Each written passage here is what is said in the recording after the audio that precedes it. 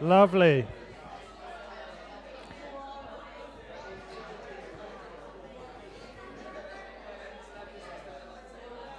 Okay.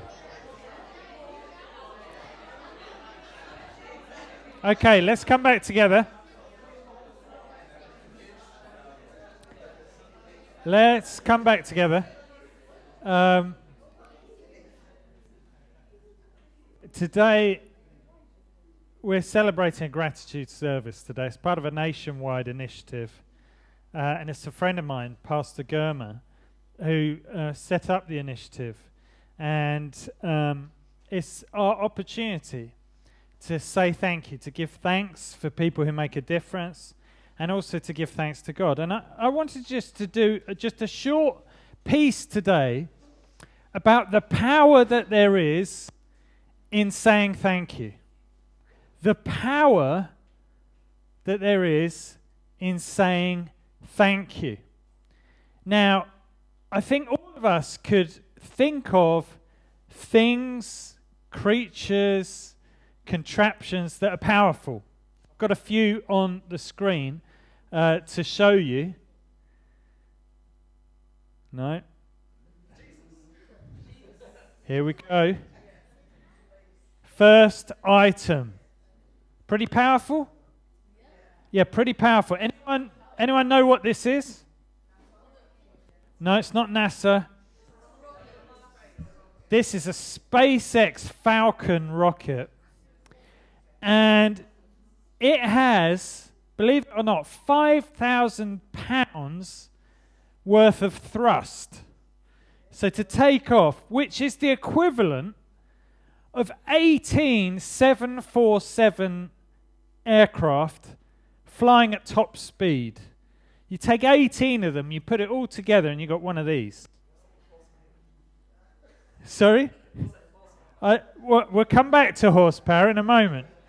Okay, I don't know what that is in horsepower, but it's pretty powerful. Something else is powerful. Tiger. Anyone know any fun facts about tigers and how powerful they are? You do, Reuben. Tiger cubs are adorable. Yeah, that is very powerful. A few facts about tigers.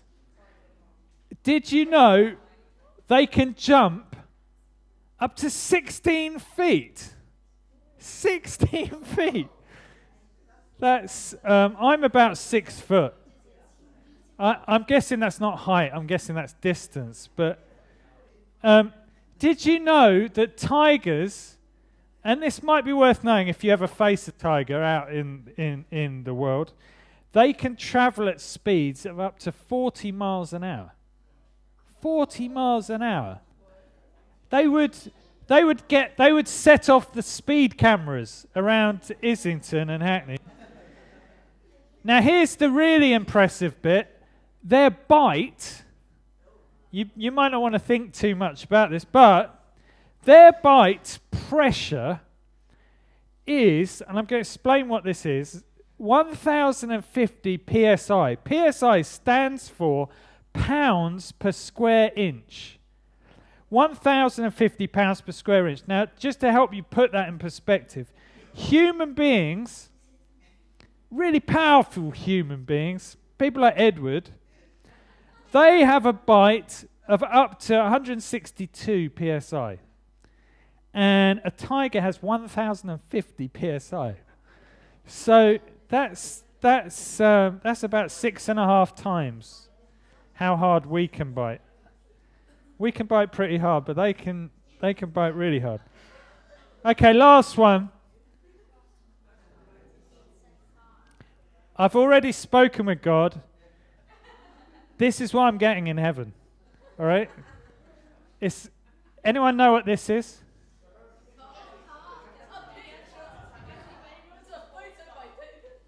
It's a Bugatti. Please don't say it's an expensive waste of space. It's a... Yeah, Eva. You have to wake up early to be. This is a Bugatti Chiron, and it is the world's most powerful road car. This one car has, because this is what you need, right, in a car, 1,479 horsepower. 1,479 horses have the same power as this car, apparently.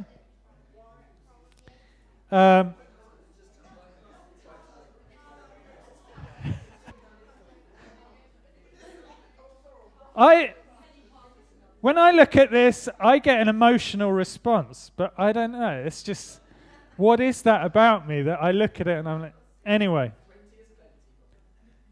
20 horsepower is plenty, yeah. I've got a bike that's not got as many horsepower.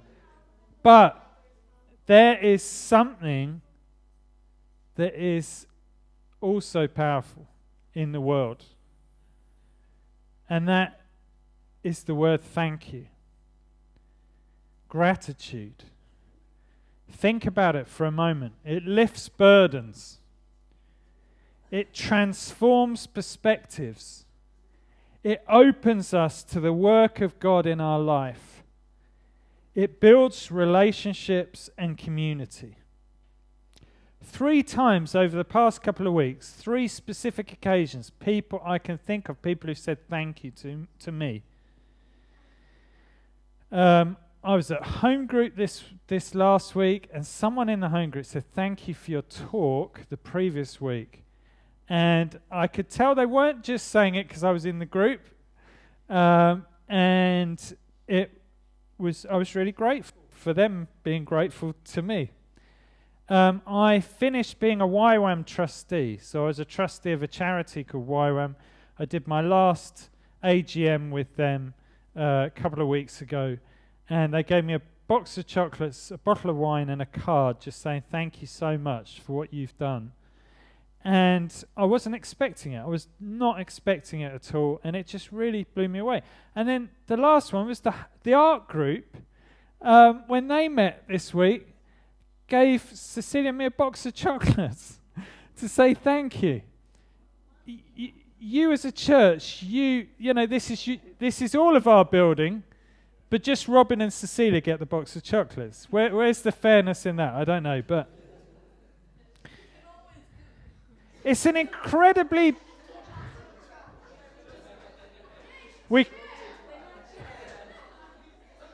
It's my box of chocolates.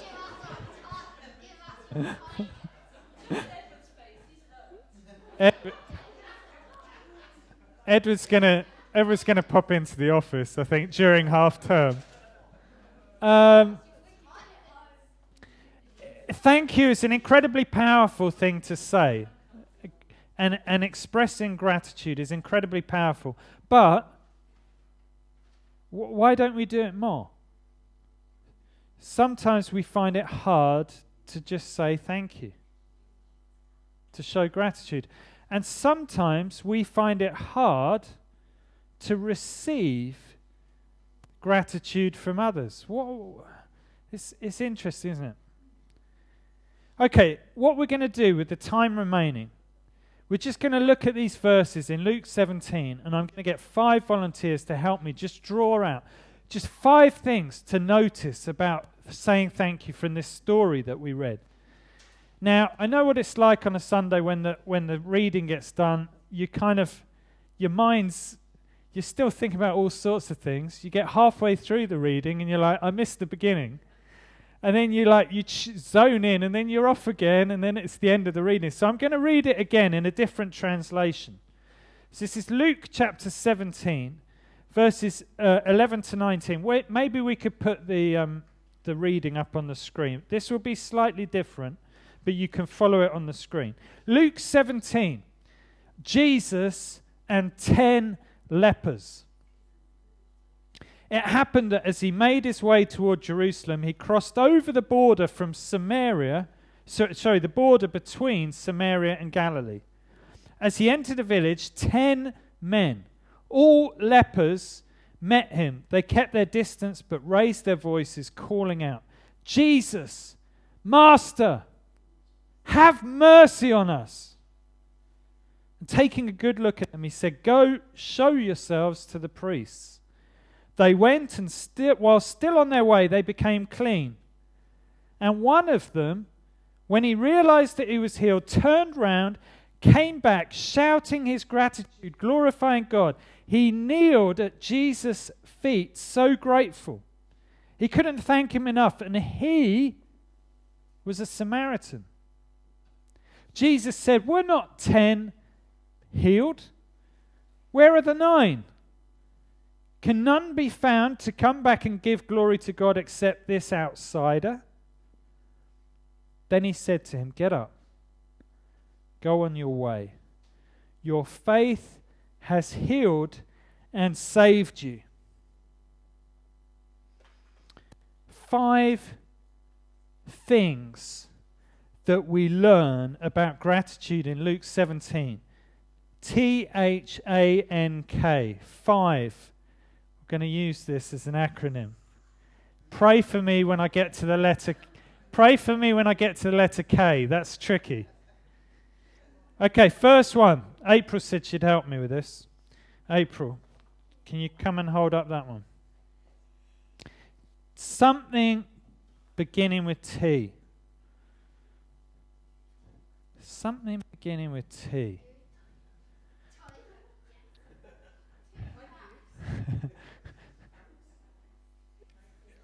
Oscar, I'm nervous about asking you what you think the T is.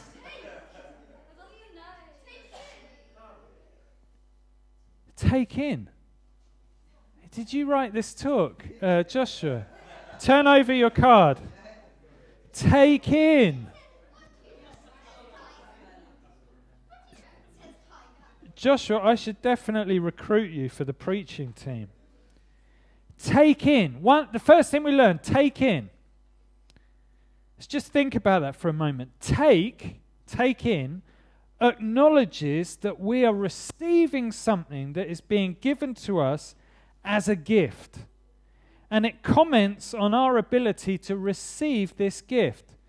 If I give April something, she needs to be able to take it. And when she gives it to me, I need to be able to receive it. Verse 15. When the leprosy was a terrible disease, condition, highly contagious, and it ruined people's lives. You lose the sense of feeling, and as a consequence, you can have things happen to your fingers and limbs that you don't realize quickly enough, and then it damages. And you couldn't spend time with others because of fear of passing it on to others. When he saw that he was healed, he noticed Jesus had given him something. He'd given him a healing. He noticed, he acknowledged it, he received it, and as a result of that, he went back and said thank you. Thank you appreciates the generosity and the effort involved in giving. You will all remember during COVID, there was a night of the week, wasn't there? Which night of the week was it where we all went out and bang? Thursday nights, our street, we all went out. People I'd never met before in the street. We're like, you could see them all banging. We're saying thank you to the NHS for their generosity and for the effort and the expense that it was costing them to care for the nation at that time. Jesus was crossing cultural barriers, and he was putting his life at risk. They shout out because they're not allowed to come near anyone. They're supposed to stay together and shout out so everyone can move out of the way. Jesus comes right through that, comes towards the man, heals him. And of course, Jesus' ministry would ultimately cost him his life. Because Jesus does these things, teaches the people who would be put to death. So we need to be able to take, to receive, to acknowledge the gift. H. Who wants to hold up the letter H? Got a volunteer for that one? Don't all rush at once.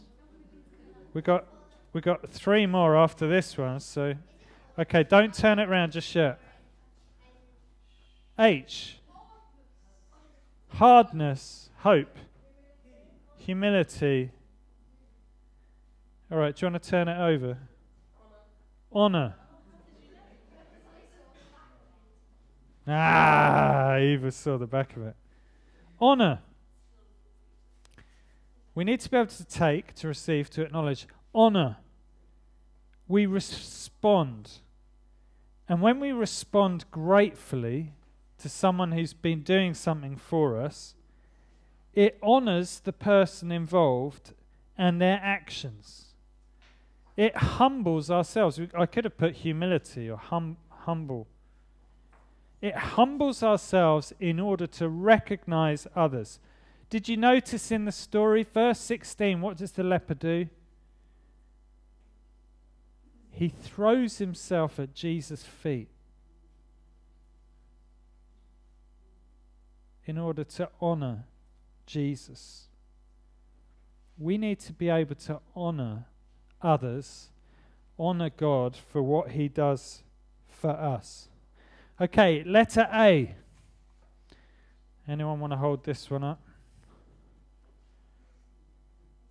Did you see it? Did you see it? I have to be really careful because Eva's really trying to see the back of the...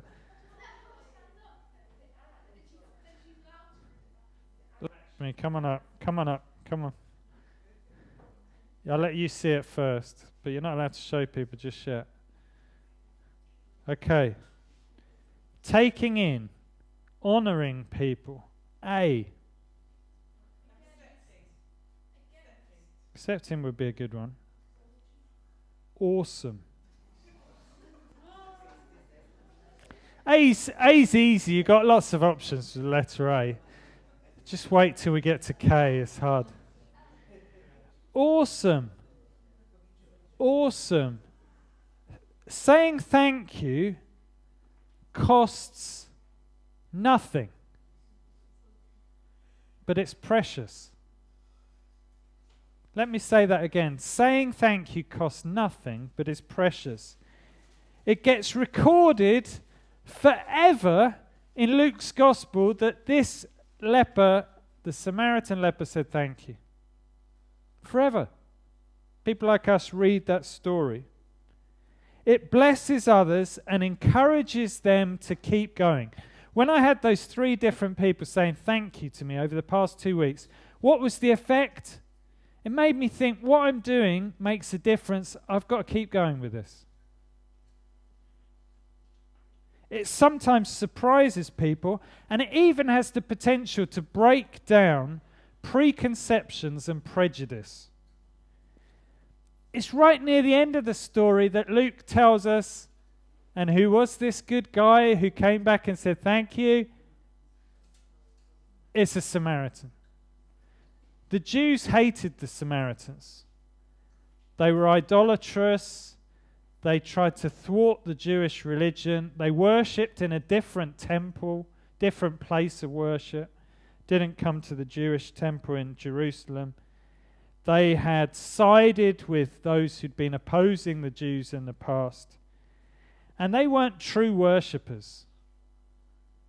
The Jews were the true worshippers. That's what they thought. And yet what do we see? We see that it's a Samaritan who comes and recognizes how precious, how awesome Jesus' gift is. And notice as well how gratitude and faith go hand in hand. Jesus acknowledges the man's faith, and his faith in that miracle leads him to give thanks, and thanksgiving leads him to receive from God. It's just like a wonderful, virtuous cycle. Okay. Oh, no!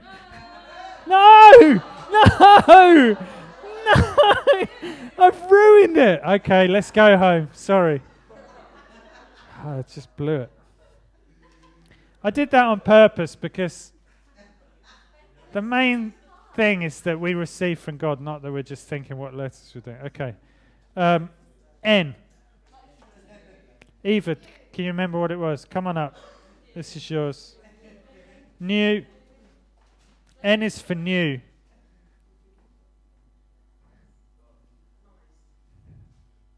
Nice. Yeah, it's nice as well. All right. New. I know. How did you guess? Saying thank you renews and revives. Saying thank you is actually good for our health. Robert Emmons is a psychologist, and he writes the following, and this is based on data, hard data of people's responses in connection with Thanksgiving. Thankful people, he says, experience more positive emotions. They feel more alive. They sleep better. They express more compassion and kindness. And they even have stronger immune systems. So if nothing else, saying thank you is going to be good for your health. Thank you, more than that, shapes a positive future. Before the man can go and get on with the rest of his life, the second half of his life, the life after he had leprosy, he needs to come back and say thank you. That's supposed to be the rhythm of our lives. Being, doing, and then giving thanks.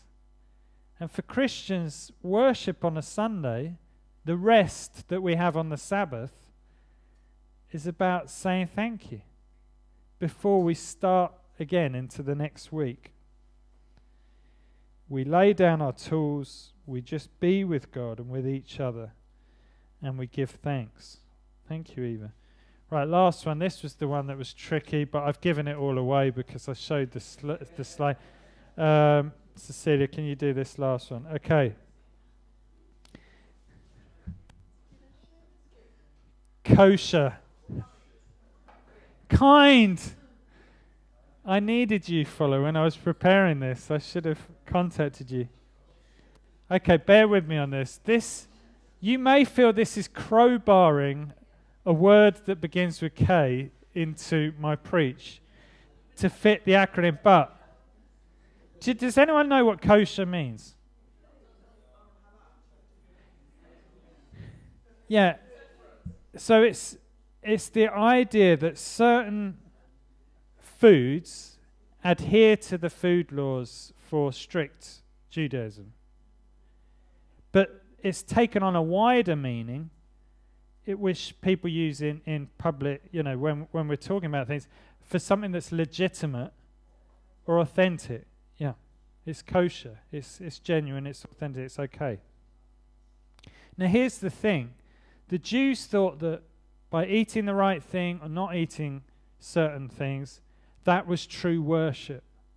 But you remember what Jesus told them. It's not what comes from outside into your body that pollutes you. It's what comes from within. And here we find again a Samaritan completely upsetting their ideas of what true worship actually means. They would have said a strict Jew in the temple in Jerusalem, observing all the different laws. Actually, it's a Samaritan coming, throwing himself down before the feet of Jesus in worship. And here's the thing. True worship requires thanksgiving. Thanksgiving in our heart. And just by saying thank you and being grateful and practicing that, we open a door, as it were, for Jesus to change our heart. Have you ever found that as you start consciously saying thank you to God for situations, for your workplace, for your family, you find He starts changing your heart towards your workplace, towards your family. And here's the wonderful thing. We don't have to be gifted. We don't have to be intelligent. We don't have to be sporty. We don't have to be beautiful. We don't have to be fashionable.